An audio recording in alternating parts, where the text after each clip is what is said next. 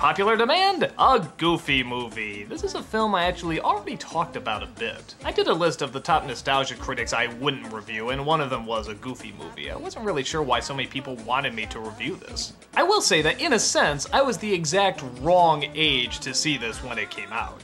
I think I was just starting to enter high school, and when you're starting to enter high school, you don't want to see a Disney film with Goofy in it. So keep in mind, I didn't grow up with this, I actually saw it years later. But for what I saw, I didn't think it was that bad.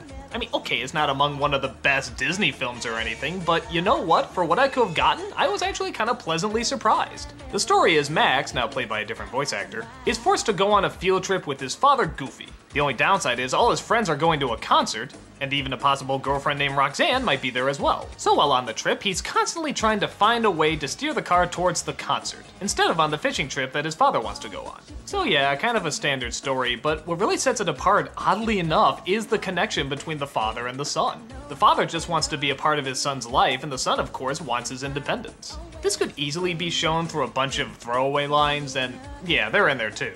But actually, there's a lot of quiet and, dare I even say it, kind of mature moments in this movie. I mean, it never goes too far, it always comes back to the fact that it's a funny cartoon. But for example, look at this opening. Artistically, this is a very nicely laid out movie. And I mean, think about it, you're doing Goof Troop the movie. Would you expect any of this to be in it? In fact, it's actually kind of cool to see Disney animate some modern day technologies. Like, when's the last time you saw a hot tub in a Disney film? And really, they don't take their gloves off even when they go swimming? Cartoons are weird. I will say one of the downsides is that there's very little of Pete's family, and that was always my favorite part of the show. We don't even see the wife, the crazy daughter, or the dog, and I really miss them. They were funny. But to be fair, that's not the movie's focus. It really is supposed to be about the father and son, and they keep it where it should be. The songs I don't remember too well, with the exception of the opening one. I have to admit, it is pretty catchy.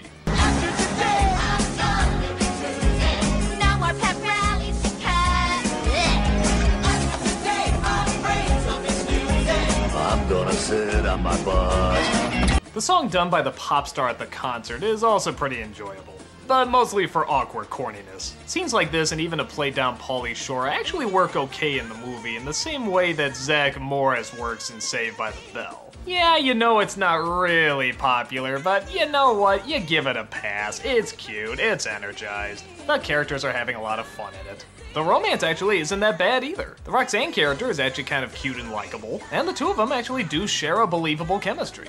Though I don't know, has the shy, stuttering guy in the corner really ever gotten the hot girl? Well, I'll tell you, no it hasn't! But a Goofy movie is a very fun film. It's bright and colorful, it's got good stuff for kids, and it's got a couple of good things for adults as well. The jokes are pretty clever, the characters are pretty likable. It's no masterpiece, but I think it's definitely worth a look.